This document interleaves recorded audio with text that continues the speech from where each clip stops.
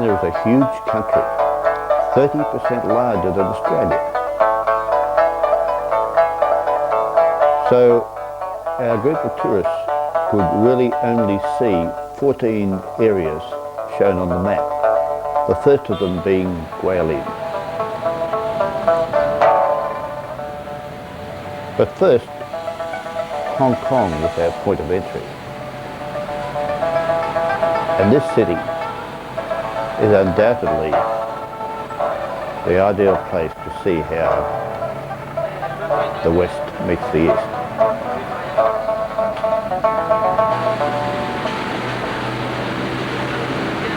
It is, of course, a duty-free port and has long had that treasured role. But of course, it becomes part of China in 1997, and the Hong Kong people are approaching that with some trepidation, and yet they see many opportunities too. It is, of course, a tourist city right now. You can buy anything there that the heart could desire. And it's also a delightful spot for tropical fruit along the street.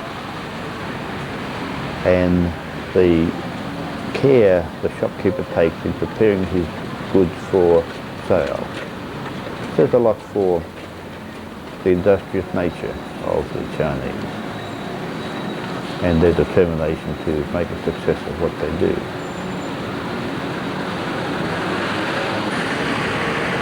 Everything's very crowded. The tenements are not what one would call desirable, and contrast especially with the high-rise hotels nearby and the multitude of consumer goods for the tourists. And of course, the ethnic differences show up in Hong Kong. Crowded tenements contrast with green oases. And there are some elegant boulevards. This is Nathan Road on Kowloon.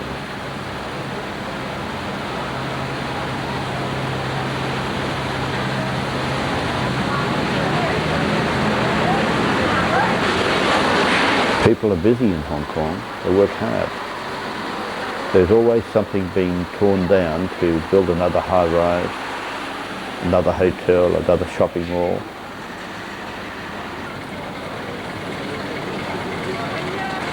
And the people are indeed industrious. A little bit of greenery tucked away near the skyline, and close by, a true oasis in the hotel district.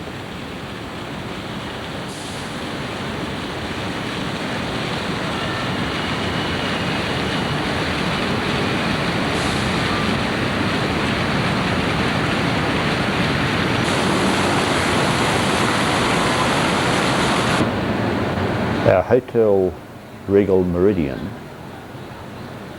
at the end of our first day, where we were gathered in the lounge,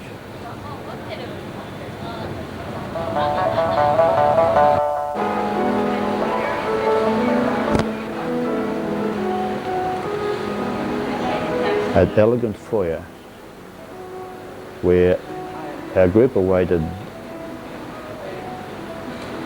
transfer to Hong Kong's Kai Tak Airport for our night flight to Guilin.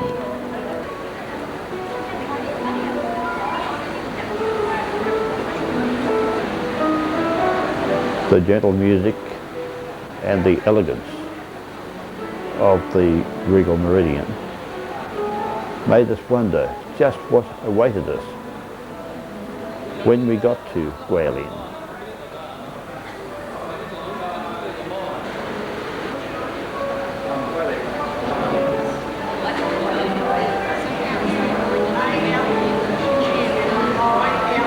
Later that night, we were really ready for bed after a long and tiring day, as we awaited our room keys at the Holiday Inn, Guilin.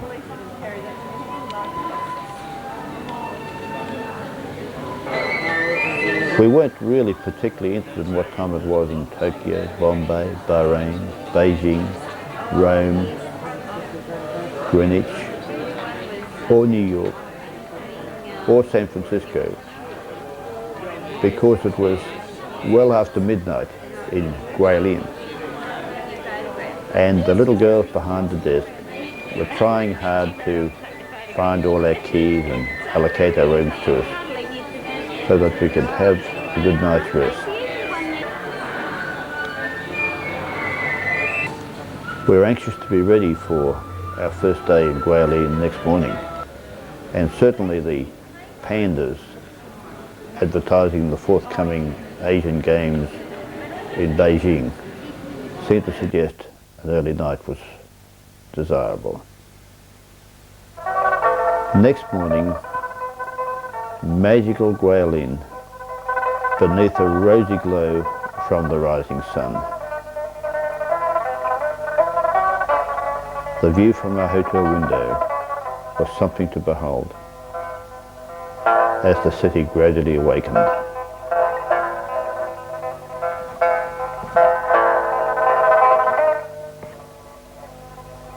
Tai Chi was the way to start the morning for the locals. They are very health conscious, and everywhere one sees people starting the day the right way.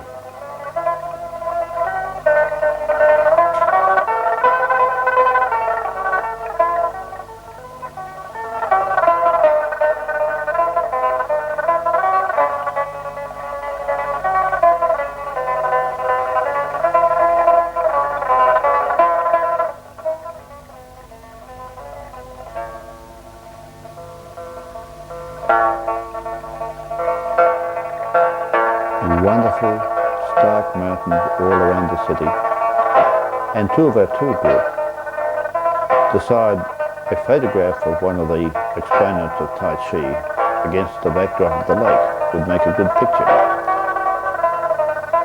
He agrees.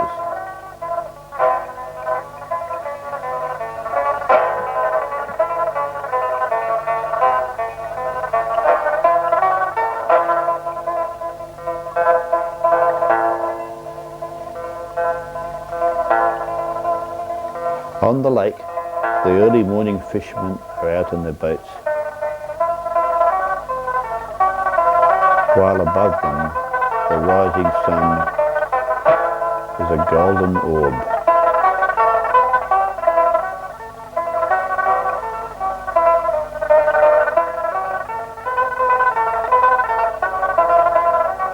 The fishermen hit the surface of the water with their paddles to frighten the fish into their nets.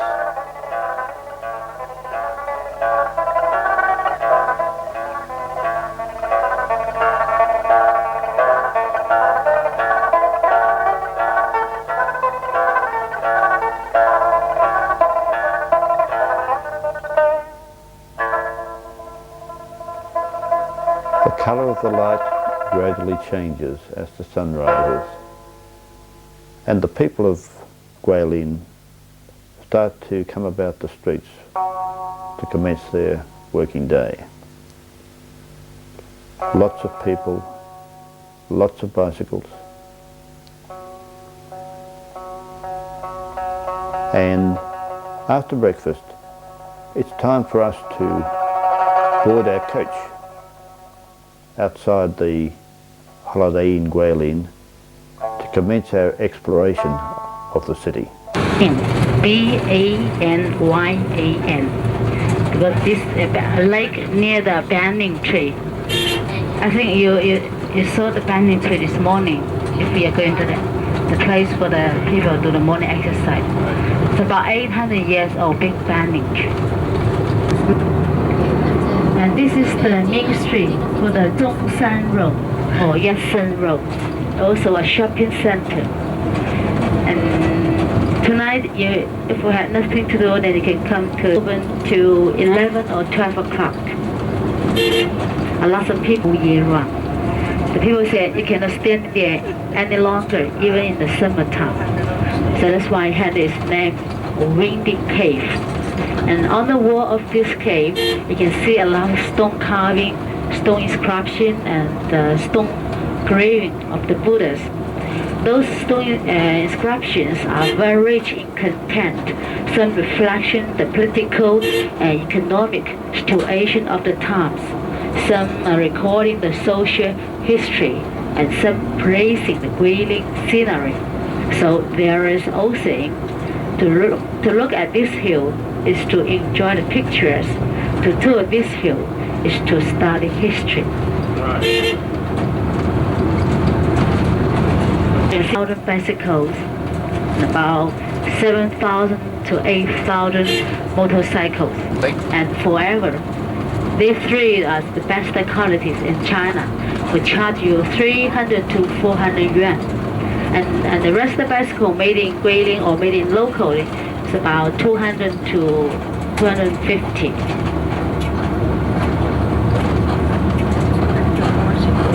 So when we're coming down, then we'll pick you up. Okay? We have two ways to go up to the hill and coming down the hill. So I like, and we'll go the way going to the top, and we're coming down the same way. Then, and sometimes, the people, it's easy, got lost.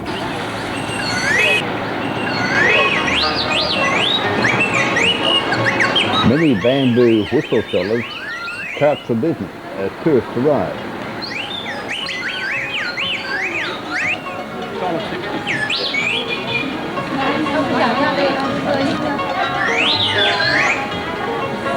A rabbit, a snake, and a chicken seem to happily live side by side here.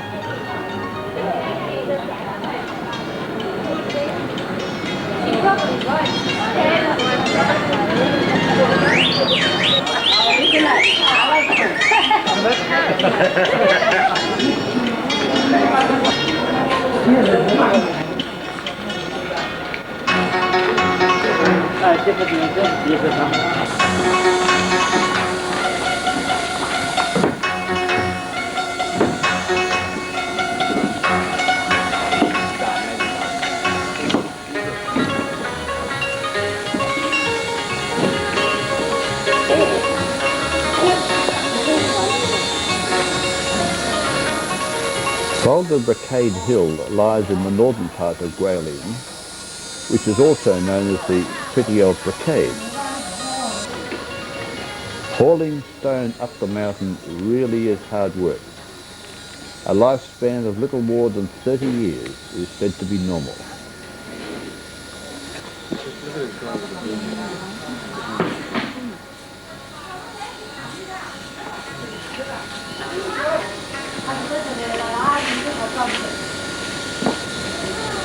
Also known as Tai Silk Hill, there are 4 separate peaks: Yu Hill, Crane Hill, Shiwang Hill, and highest of all, Bright Moon Peak.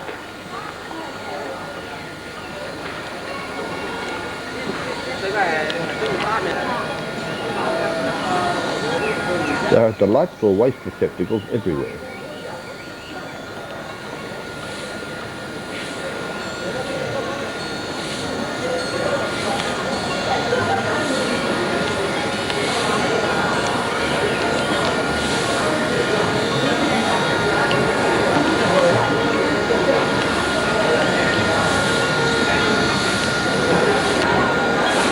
It's hot too.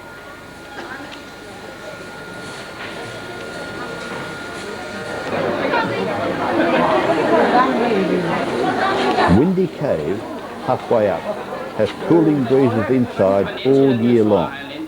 There are more than 90 historic Buddha statues inside. Pat this one, it brings good fortune.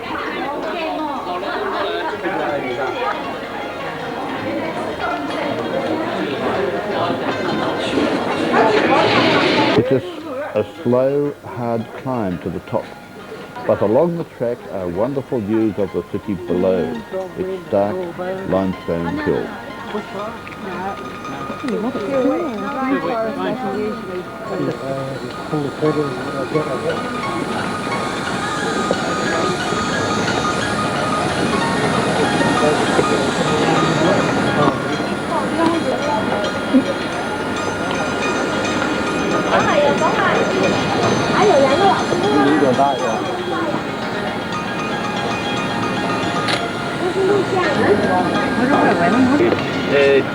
Guilin là biển để tỉnh. Có rồi. Có đang. Đang thằng này đang khi nào mới bỏ lại. Thằng này lại có rồi. Chỉ có thể điều nó không có đây là. Bây giờ nó vẫn là.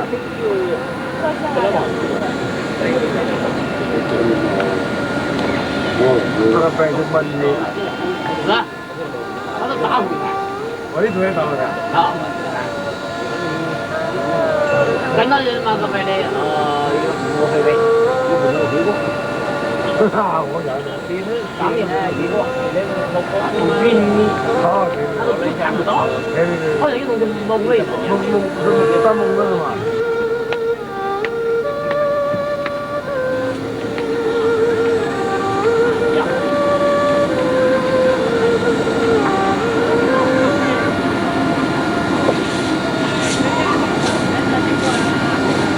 This is magical Guilin.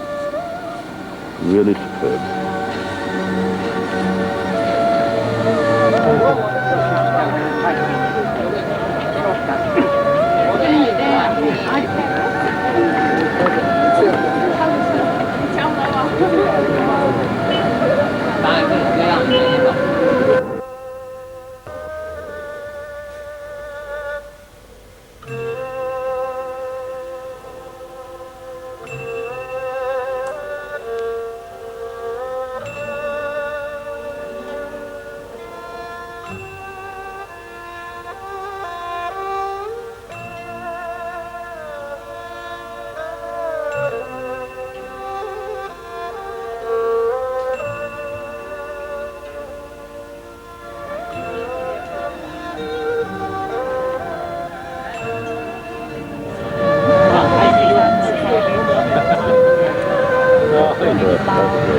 You don't believe it.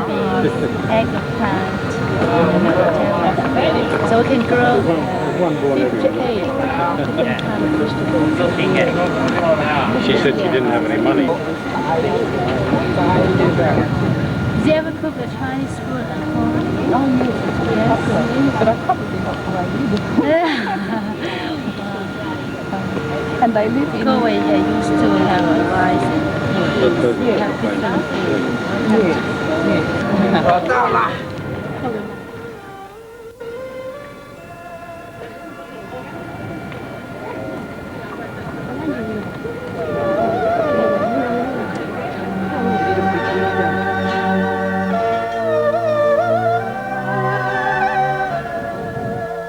Looking down from Cloud-Catching Pavilion on the very top is a superb view of life along the River Lee and the city beyond.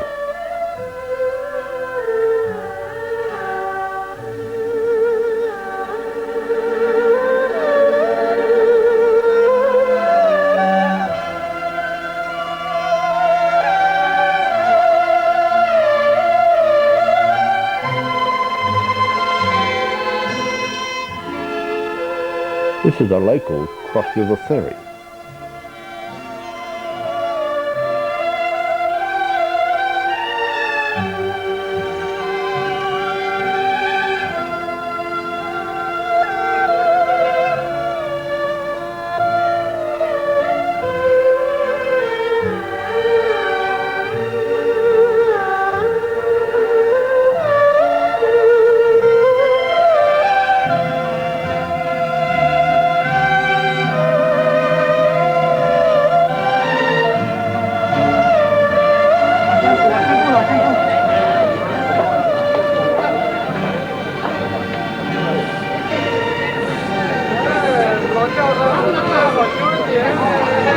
This is a panorama from the top of Silk Hill in the Chinese city Guilin on the 31st of August 1990.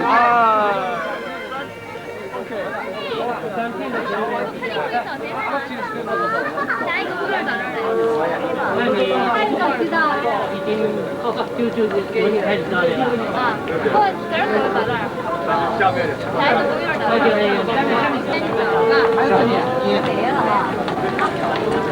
Time to go.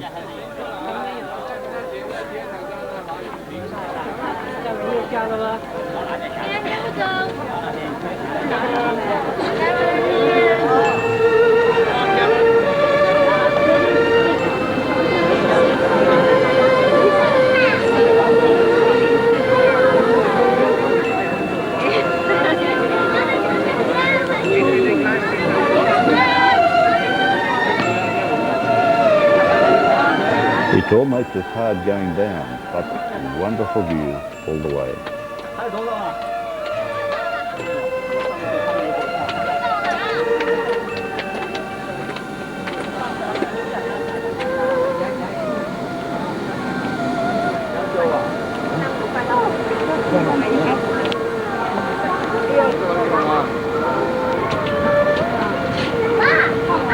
Like a different one.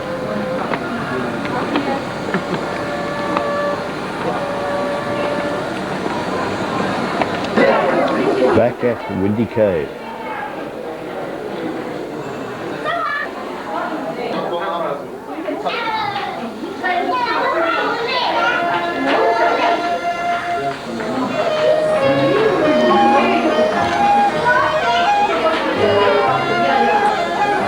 At the foot of the climb, of course, the inevitable vendors selling almost everything.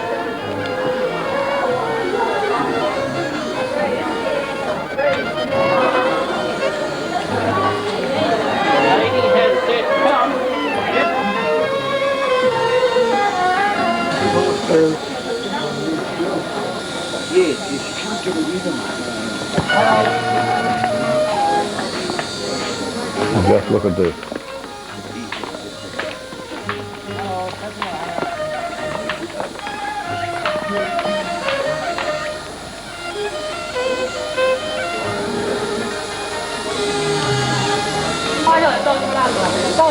A Chinese 1X play, or domestic argument maybe.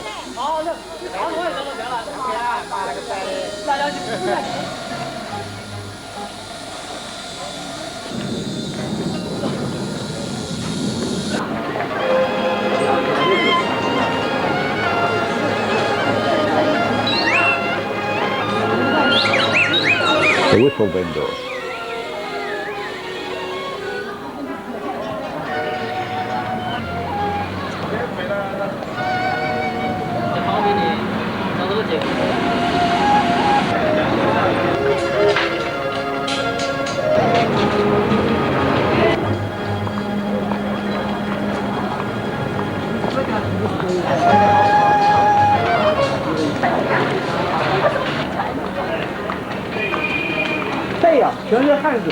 We are now at Fubo Hill, or Wave Curbing Hill, which is only a short distance from Folded Brocade Hill.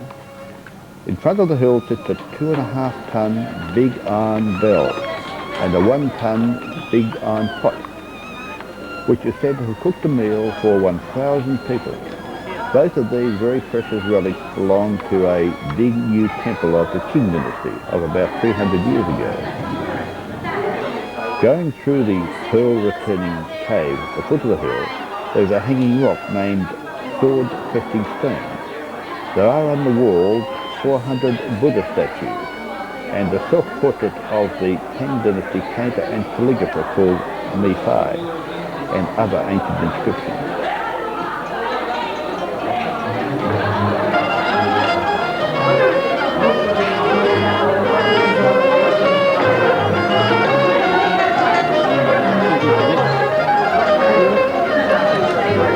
These are cormorants used by the local fishermen and the popular spot for photographs.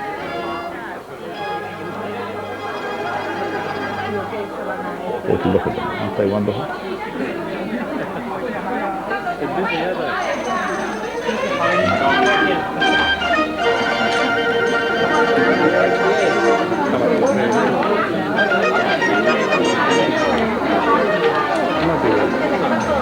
might be the king. He might be the king of Burma. This one. And of course, people love to dress up and be photographed here too. The bird paperball and stone. Close by, more vendors and wonderful waste receptacles again.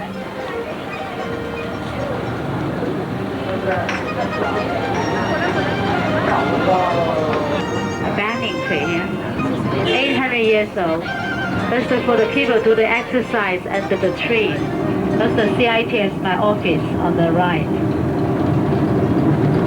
There's the hotel over there on the left with the red roof. And in the schedule in the morning, we're just going to Fubo Hill.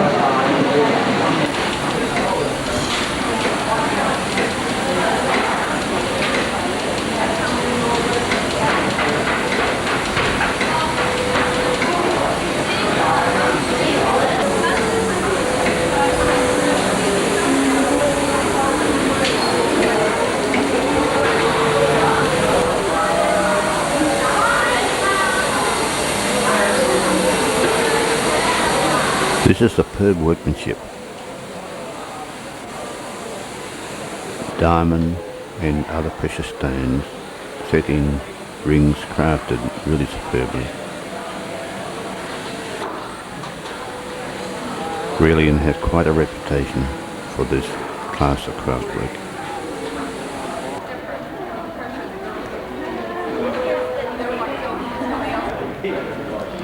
Wonderful jewellery on display.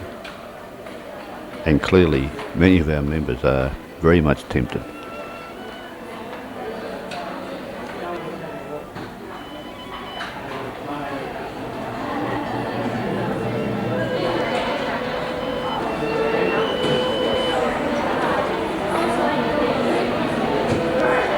Beautiful gold chains.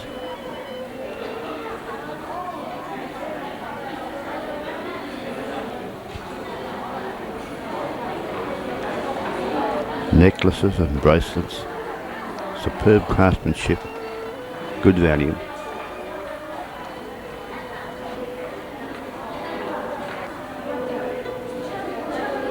Big diamond.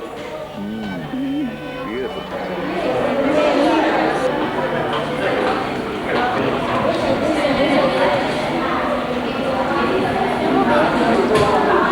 Wonderful jade carving and other semi-precious minerals.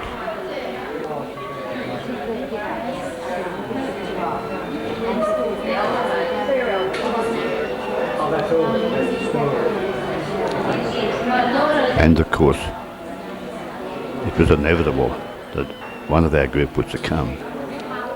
But very good value and superb craftsmanship makes it well worthwhile.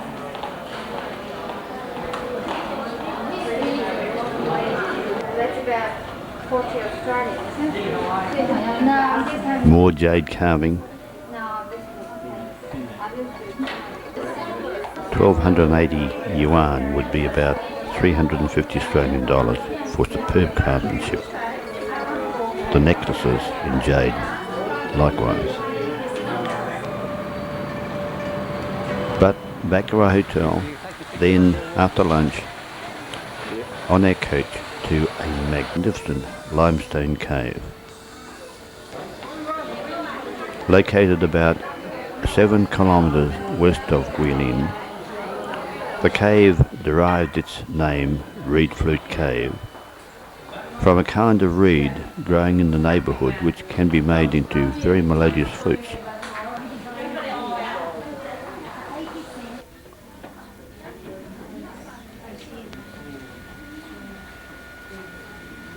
The other two.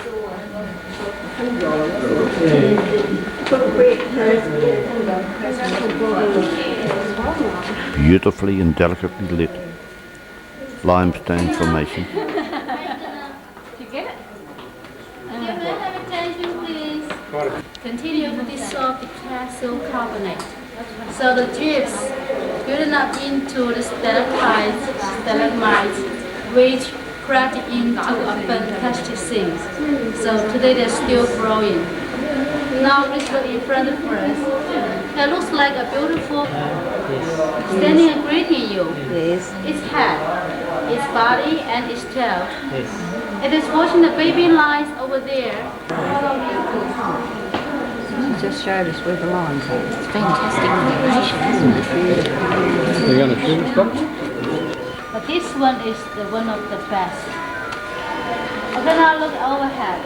Look at this formation. Looks like a long top mosquito net. The top and the curtain. Half of the curtain already full now. And nearby the small bird, also called turkey or ostrich. So there's like a monkey. So when you tour inside the cave, you have to bring your imagination.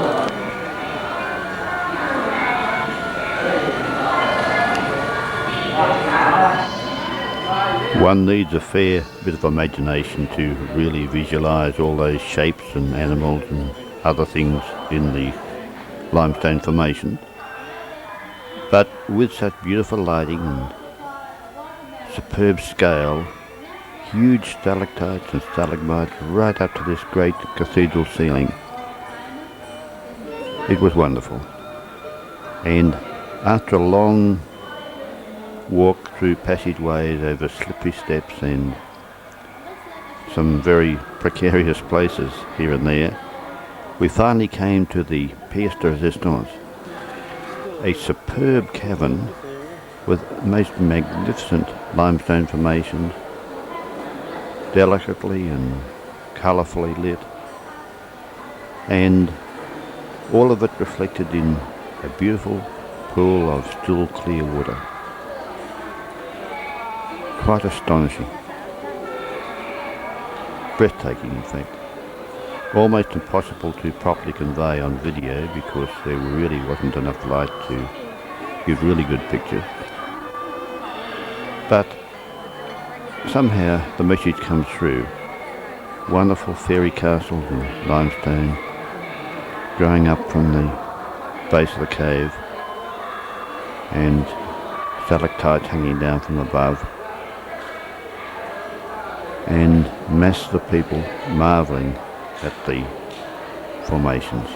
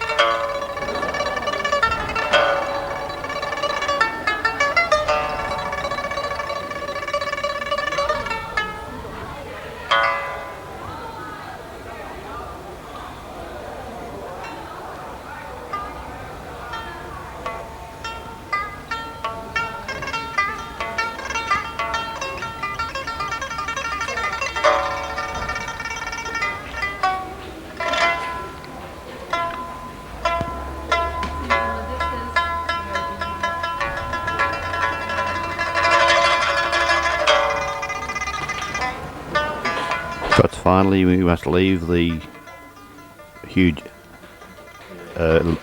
cave behind us and move back towards the entrance and all the way along the track. Wonderful sights.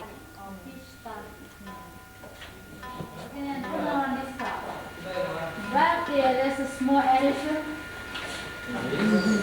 It's a long trunk in front. It's a baby monkey. He's eating bananas here. Let's say we come here too late. Show just over. See the close the curtain. This if you want to see the performance, come here early. Upside down fish. This is a goldfish.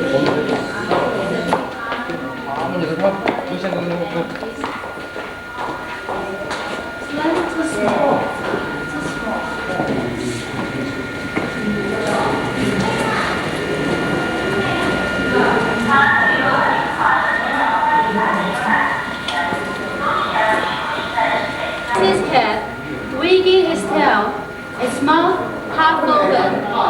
as if to say, bye-bye, see you later, alligator.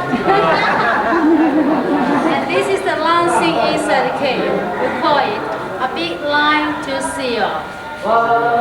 That's all. Thank you for your attention. Bye-bye. 再见. 再见 means bye-bye. That's all right.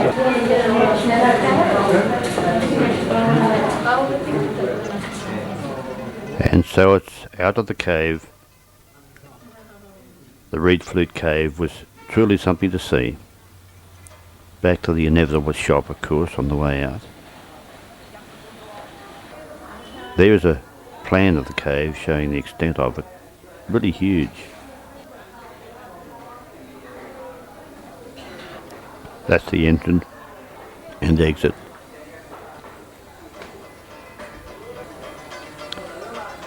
Down the track to the coach parking area below, and there are the stalls set below those magnificent mountains. The vendors were there in strength, all sorts of things to buy. Mostly good value, good quality, but one cannot buy and carry everything. Very tempting though.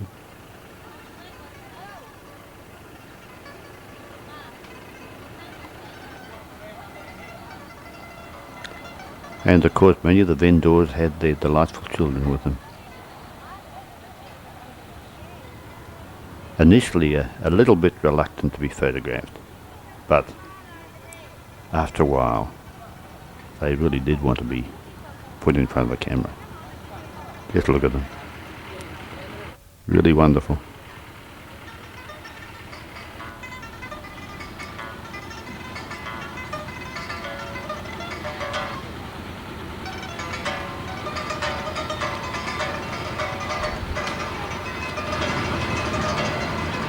Look at them.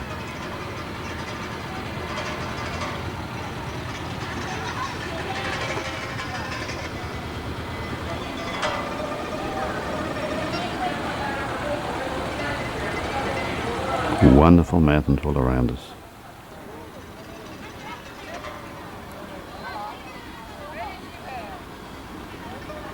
Everything one could possibly wish to buy. Beautiful work. Good value, but one just couldn't carry it. So there's superb embroidery on silk.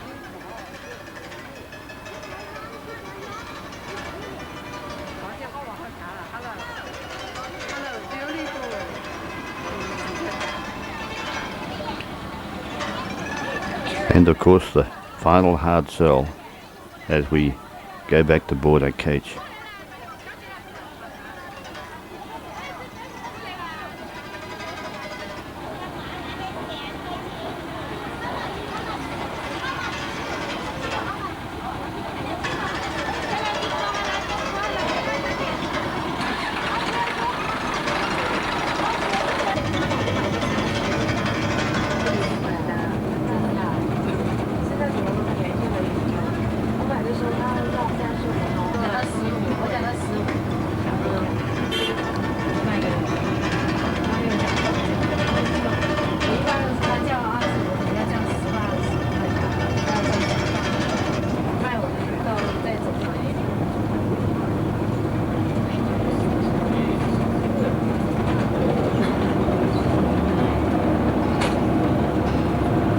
Back into Guilin. Through the hill, it looks like an elephant trunk. This hill is regarded as sample of Guilin.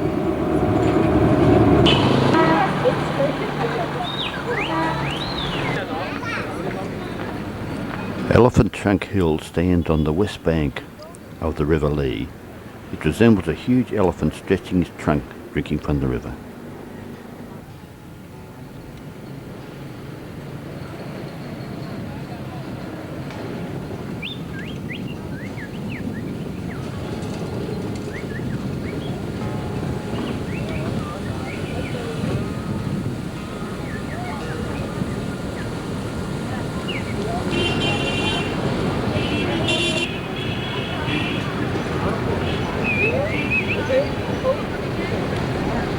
Between the trunk and the body is a round cave, like a full moon floating on water, and is called Moon in Water Cave.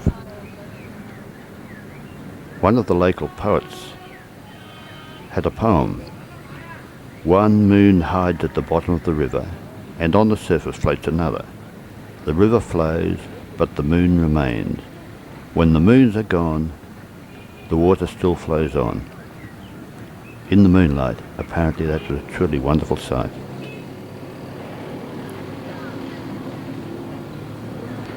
There are some historical sites of pagodas of the Lama type on top of the hill, named Samantha Bahadur Pagoda, and at the foot a Yangshuo temple where cultural relics are on display. That's the temple, and above it the pagoda on top of the hill.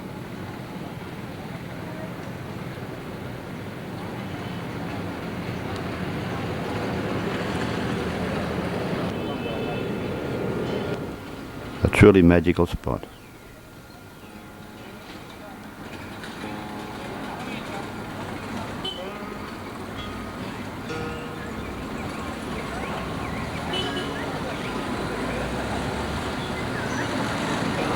Haha, the chain has come off. So a little running repairs on the roadside and on our way again.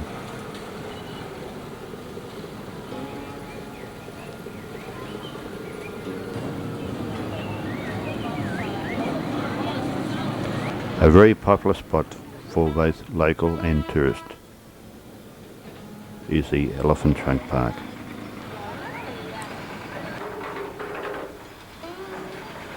The park is located at the foot of the 7-star hill, so that's why it's called a 7-star park. First floor.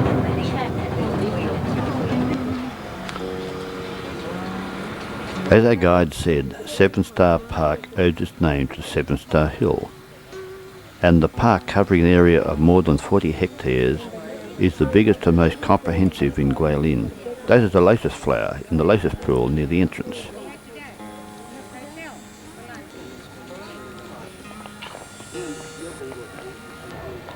Wonderful mountain formations all around us.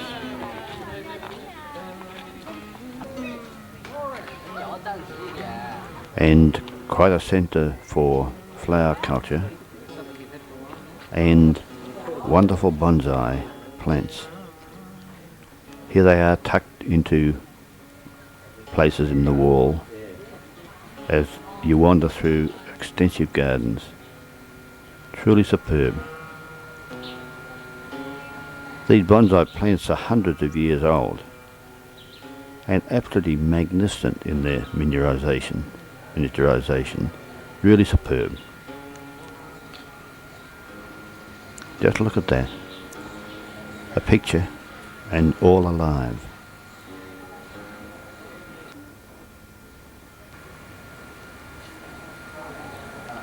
Delightful fish ponds as one wanders through the bonsai garden.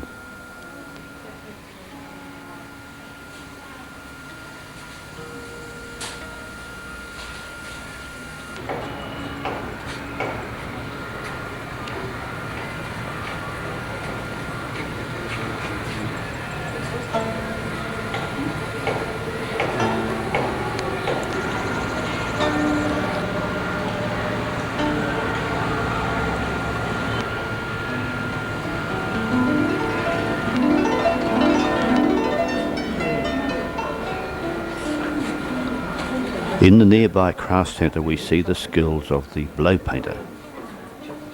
Really something to behold. He pours small quantities of paint onto his paper and then proceeds to blow them to form superbly crafted trunks and branches of a tree. Remarkable work.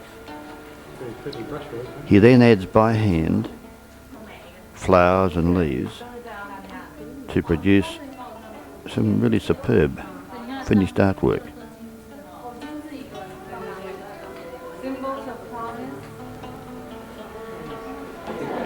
There's a typical example of the finished work. And around the walls are many more for the tourist to buy. They tend to be a bit stylised in form, naturally I guess, in terms of the way it is done. But the finished result is really superb.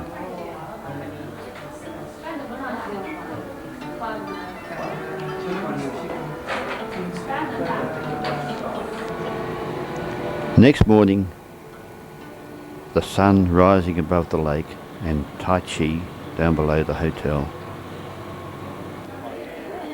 And the panda is there to greet us in the foyer, remind us again about the Asian Games coming up very soon in Beijing.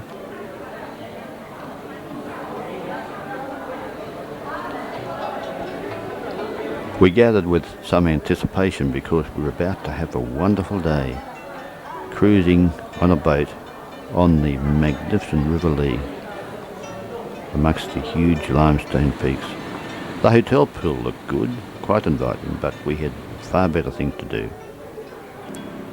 So we bought our coach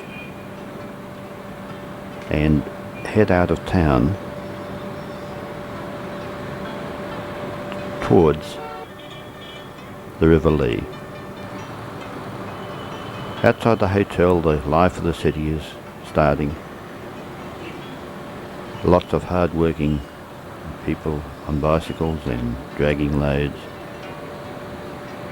The two coaches pushing their way through the traffic. This appears to be a family group about to head out on their working day on their bikes alongside the lake. It's a Carol Road. So you see the land and small places, then they can know, this one is belong to the Lee's family, and that one belong to the Huang's family.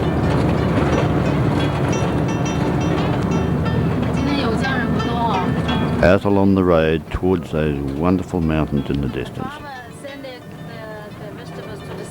Because it was the end of summer, the river levels were well down and the boats could not travel quite as far up as Guilin itself. So we had to travel a little south to a place called One Side Ferry, where we would pick up the boats and then travel some 65 kilometres further south along the River Lee to a town called Yangshuo.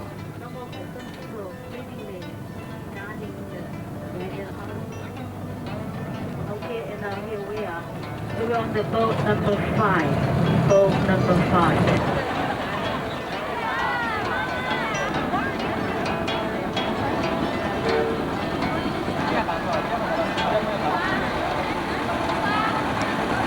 Many vendors as ever, and here Marjorie bought a really delightful folding hat. It was hot and the shade was needed. It looks good, doesn't it?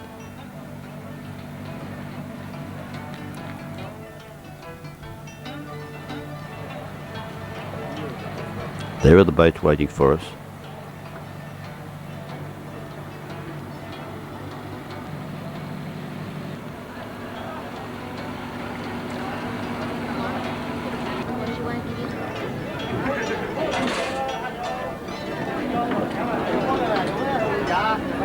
And we start to see the life on the river.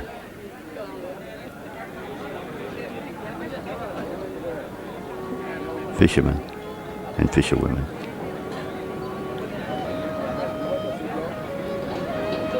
They've got carp in those baskets to sell to the boats.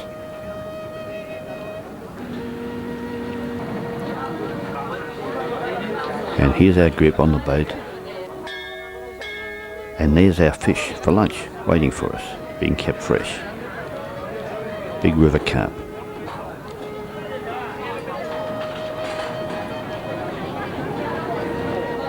And of course we must bring some beer aboard, really vital.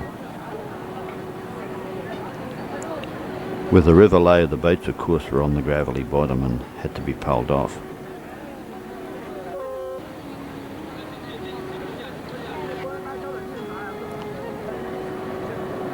Our boat was a especially large one, and because of the low level of the river, it was in fact towed by a small but powerful tug, so that we could in fact ground our steel hull on the bottom of the river at times without damage, and the tug could tow us off.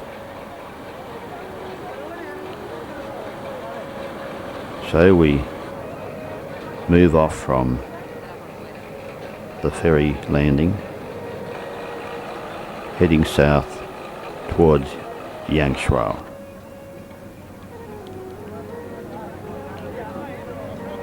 And we were about to start the most remarkable trip down a river just teeming with river life and the scenery beyond belief.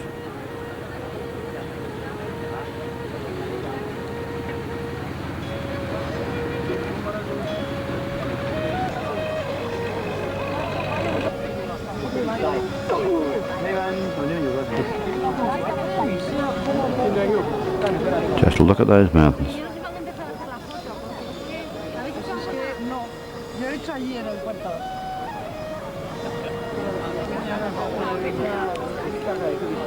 Everywhere along the river there were people extracting a living from the river by fishing or by gathering river reeds. There they are doing some washing.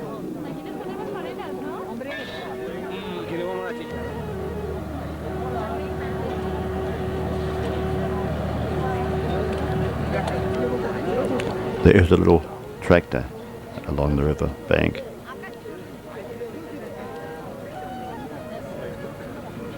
That's almost a family car in this part of the world. A small diesel tractor up front and a trailer behind. And here are people gathering river vegetables, a sort of weed that grows on the bottom of the river, and there's the tractor coming in to collect it from them.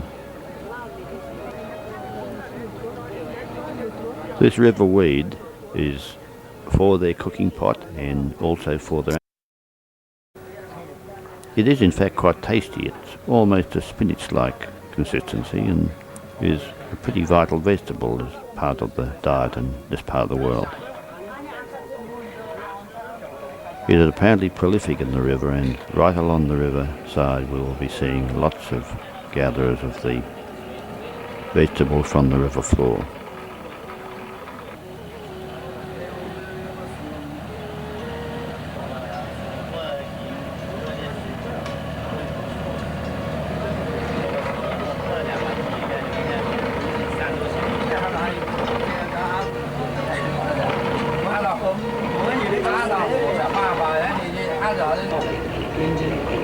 Our skipper was quite skilled because all he had to handle his boat with was a rudder, and of course our navigator used the arquebus to figure how we were going, and here he is recording on the ship's log in fine Chinese script.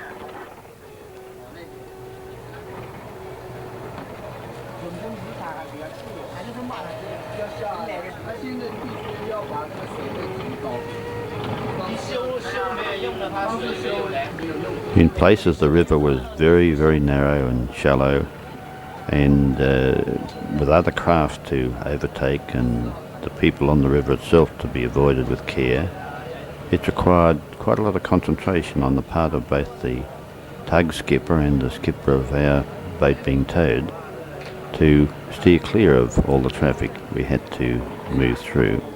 Here is a very narrow spot, and I suspect we may well finish up on the bottom. The tug is working hard to drag the large hull over the very shallow water. We're probably going to strike up.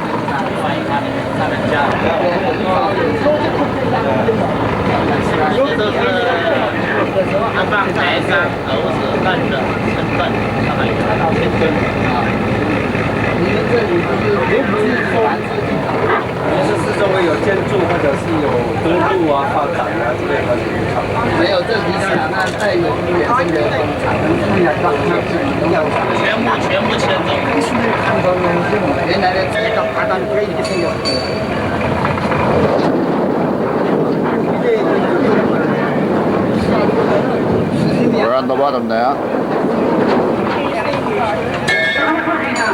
Giving it full speed ahead, power boat.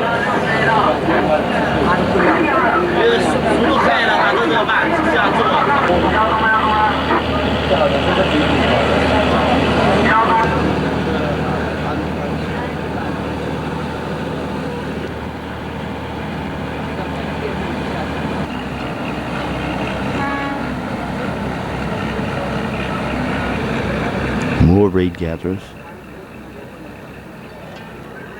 ducks,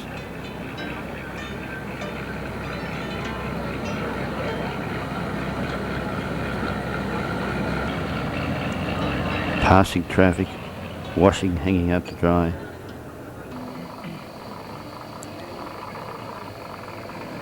The river was now quite narrow and below very high cliffs, and it needed careful navigation to pass all the other boats travelling up and down the river.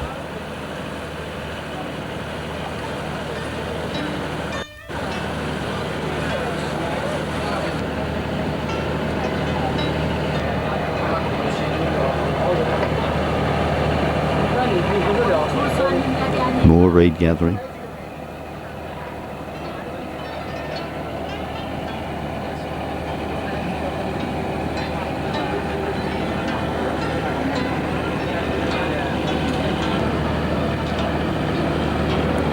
The whole family is involved in this gathering of food.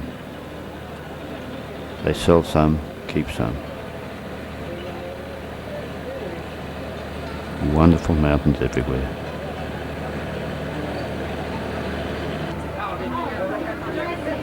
And fishermen.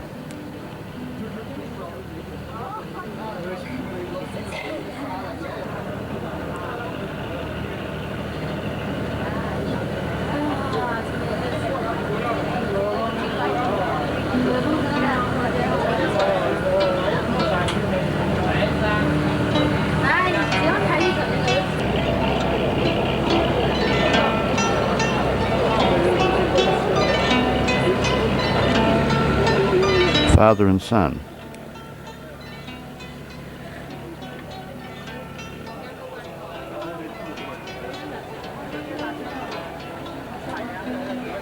And again the wonderful mountains.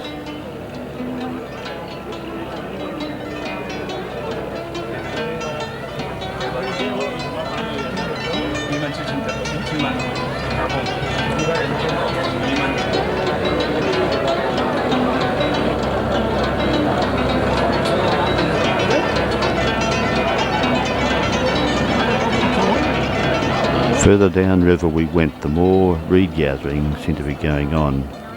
I think the growth was more prolific in this part of the stream. And the ducks were there, of course, enjoying it all.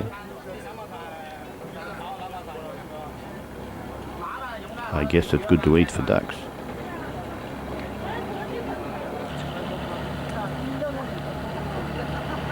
The mountains seem to get closer and steeper.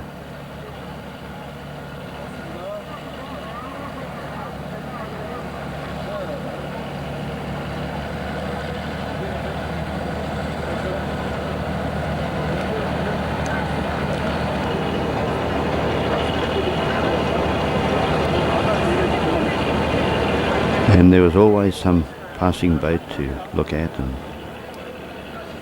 realise just how much traffic and how important this river is to the way of life in this part of China.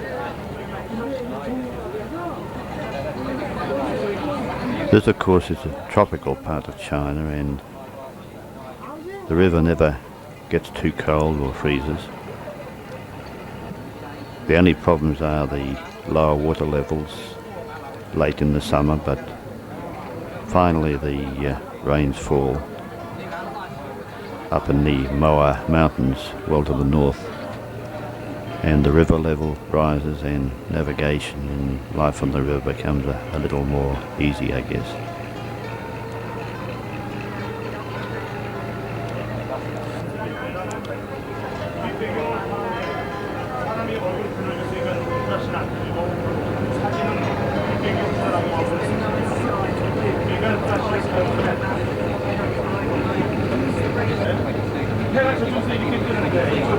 There's fishing folk perched on the river bank, and here's a fisherman coming aboard to sell us a fish. There it is, a river carp freshly caught. Our cook seemed pretty well pleased with it, and he went off to cook it. And there, of course, is one of the water buffaloes, also enjoying the cool, clear water. And in fact, it looked like having a confrontation with that boat for a little while, but then thought better of it.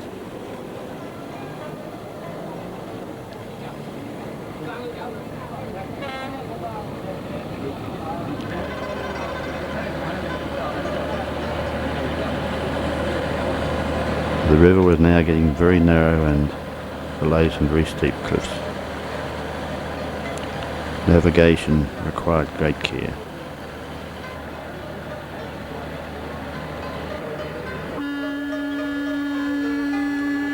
He's blowing the whistle on the boat to alert this cross-river traveller that we're coming through under tow, and to be careful because it's a little hard to stop a boat under tow if it's in the wrong part of the river. So he poles his way clear.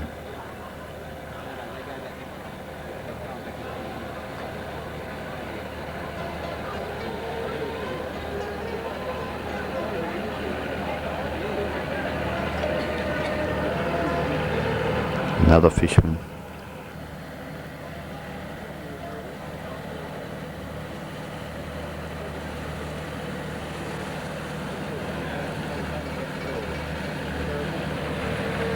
And there's always washing to be done.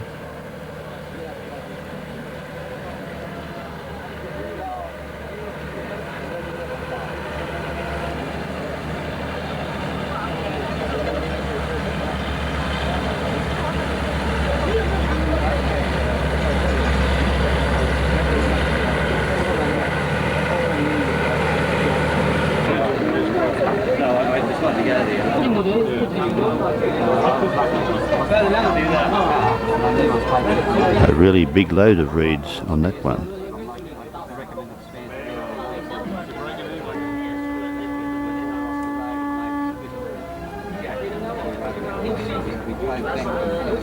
And that whistle is to alert us to the fact that there are lots of people in the shallows gathering reeds, and we had to slow right down to avoid them all.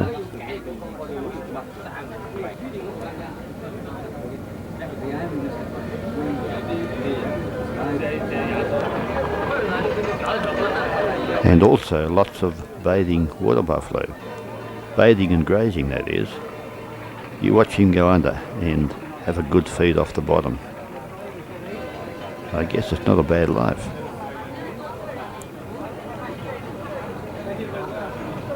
Cooling water and good green feed.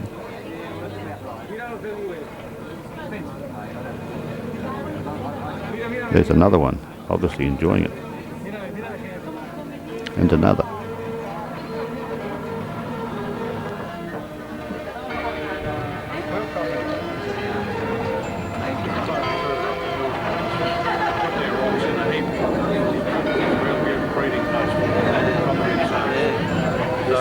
In really dry times,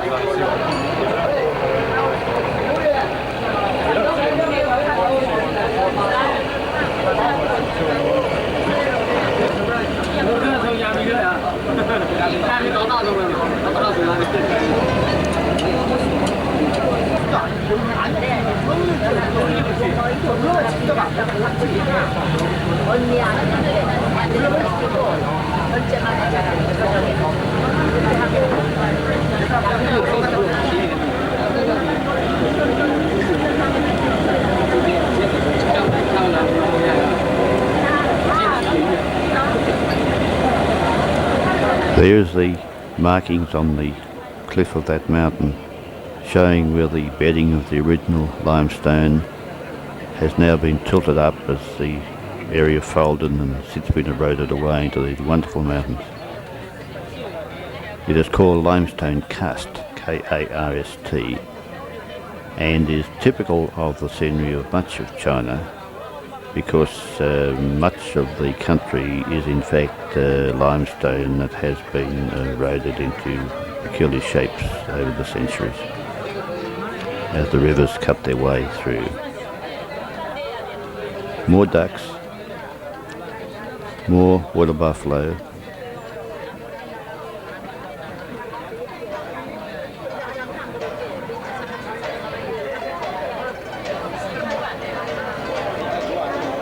And the river narrows again. Very difficult navigation in this very narrow strip as the boat passes. The boy and his girlfriend seem oblivious to it all. More tea, Chinese tea, green tea. The tea stays in the cups and they just keep on adding hot water.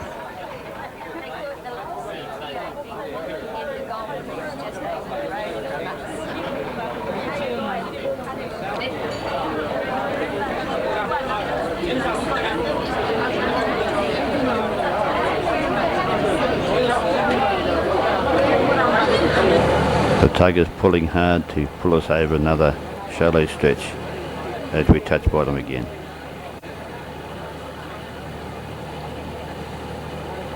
And there are the water buffalo enjoying it on the riverbank.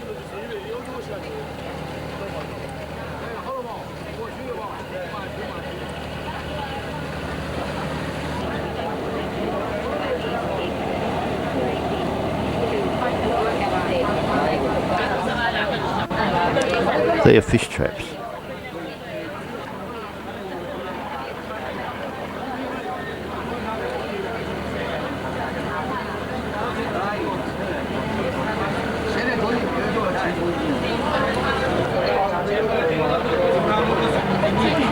Fishing, gathering the water reed.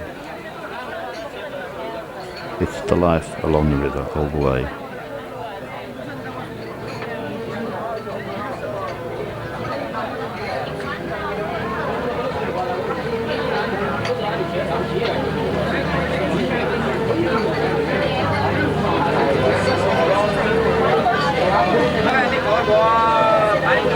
There's a big load of reeds.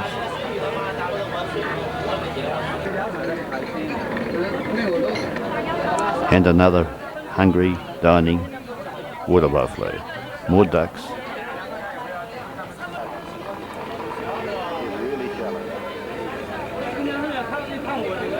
That's what I'm saying,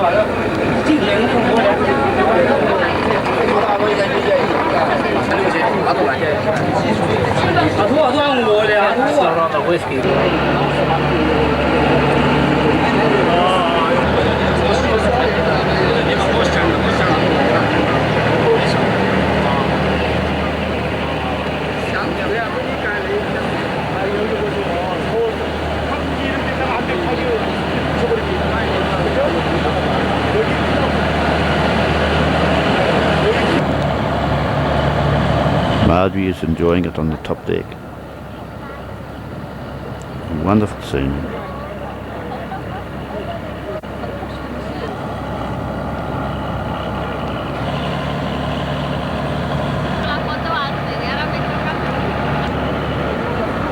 Fishermen at work, water buffalo having a mud bath, and dining off a very shallow bottom there. The reeds are very close to the surface. Just look at that. Mother and daughter, I guess.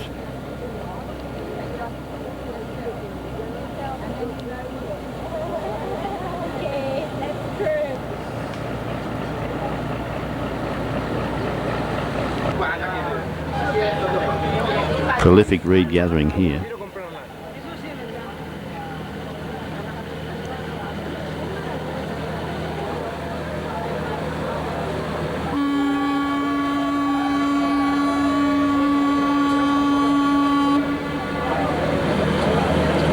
More congestion on the river. As the people are warned that we approach them under tow.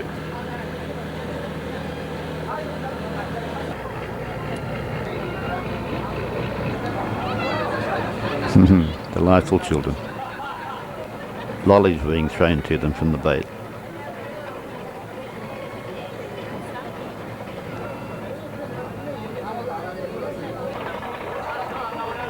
Wonderful bamboo boats, just look at them.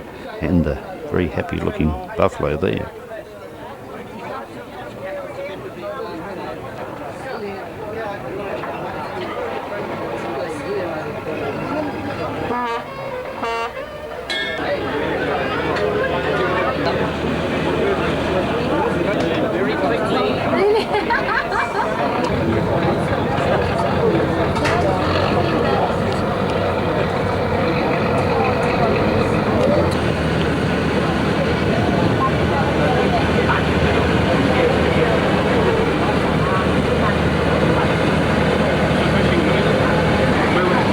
There is increased sign of habitation along the river. More fishermen, more houses, more sign of greater settlement.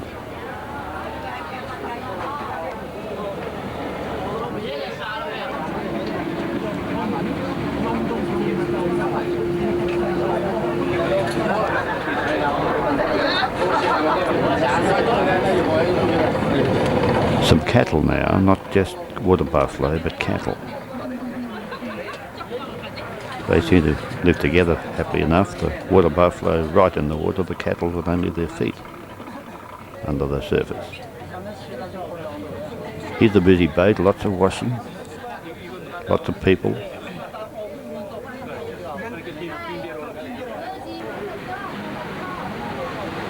I think they're flagged more than washing. Flagged advertising the forthcoming games in Beijing.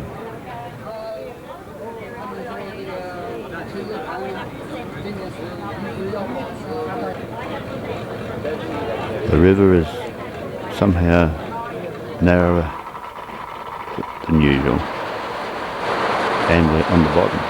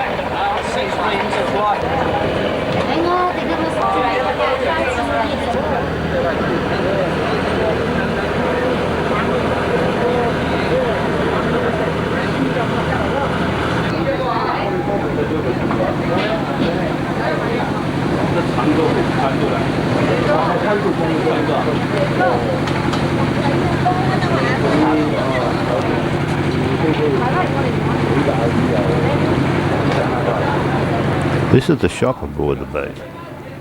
Had lots of interesting things to sell.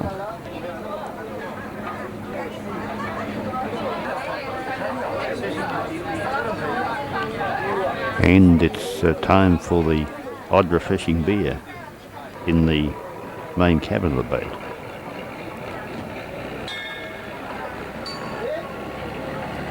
More reed gathering.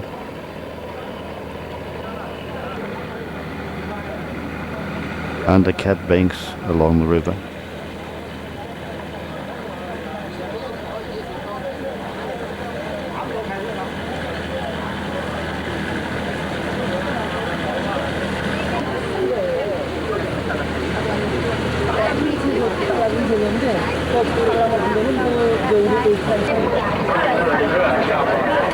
Margie enjoyed that beer too.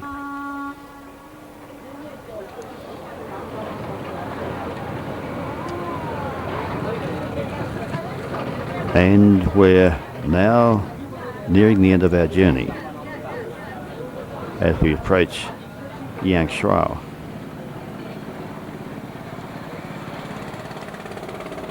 It's not easy for the skipper to go ashore here because although the river has a very slight current now, he has no power and has to depend totally on his steering gear to carry him into the jetty. So what the tug does is tow the boat well upriver and carefully bring the boat around, travelling slowly downriver before he casts off the tow and then lets our boat drift carefully and slowly into the jetty to ground on the river gravels in the shallows right next door to where we actually get off the boat. There is the tow cable being shortened as the skipper very carefully positions our boat to abandon the tow.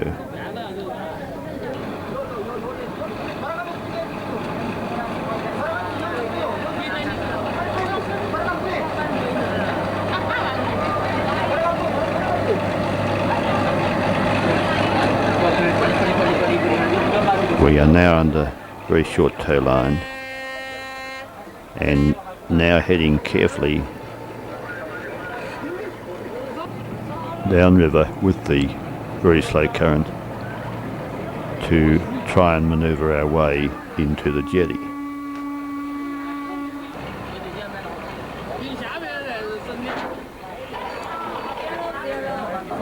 There we are, he's letting go the tow line. That's the jetty on the left that we're heading in towards, and there's the skipper very carefully picking up his helm to guide us in. We're getting closer. He's obviously done this before. He's doing it with great skill.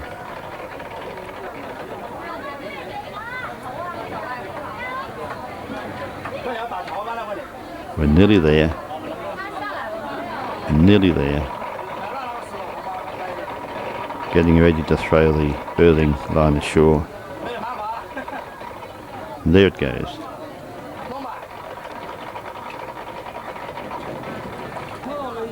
And we're now tied up at the city port of Yangshuo,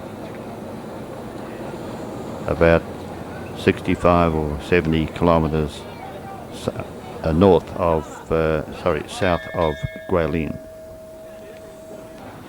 We will here pick up our coach and head back to Guilin.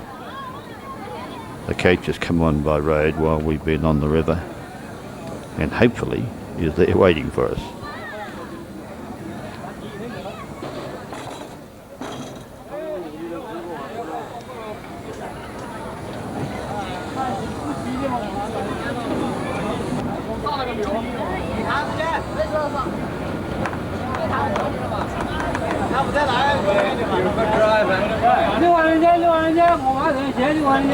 There goes Margie. She got my camera case and my still camera to make sure I didn't leave it behind.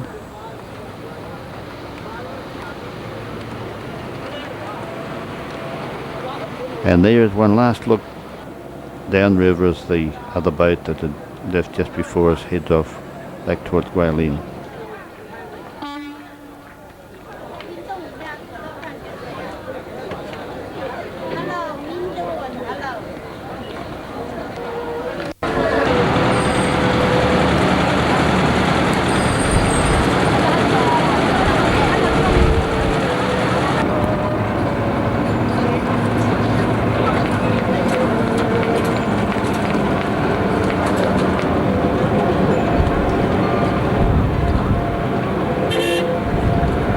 This town very, very busy. But today is the market day of this town.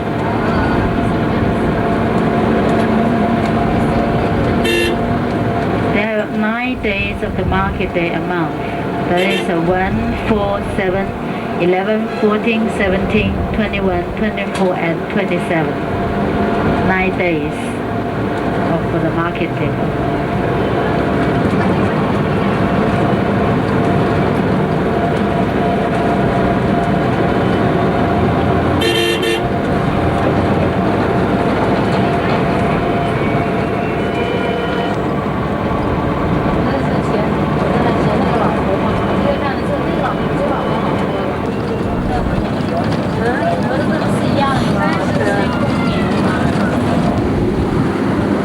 This is one of the especially scenic spots on the way back to Guilin.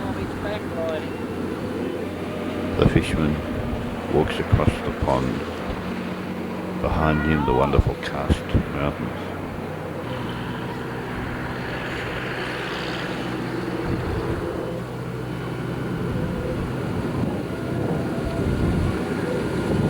A patient fisherman in a boat and that wonderful mountain backdrop.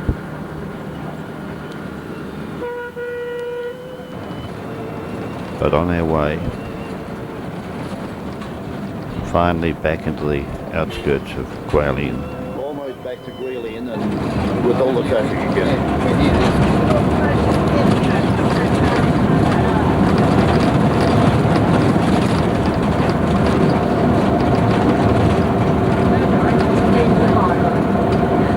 Separate bicycle tracks alongside the road separate traffic from the cyclists.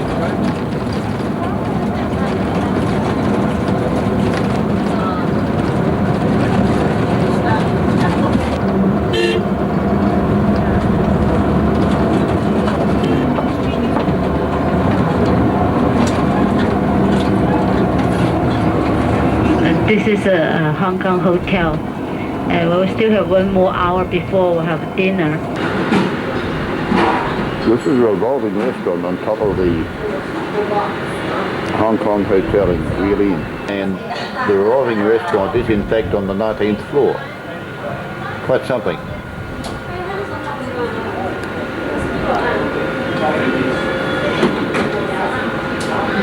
A good spot for a Guilin beer.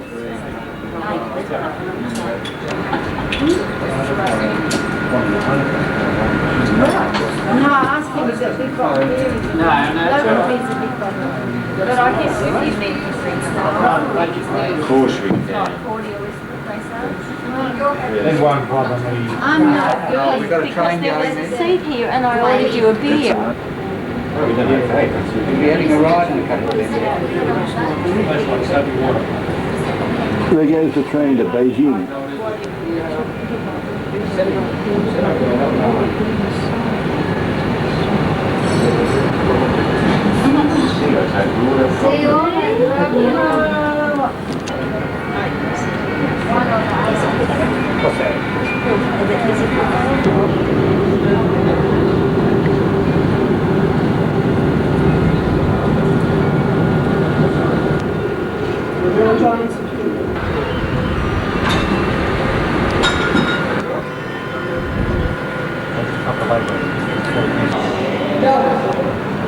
After dinner, we will join a night flight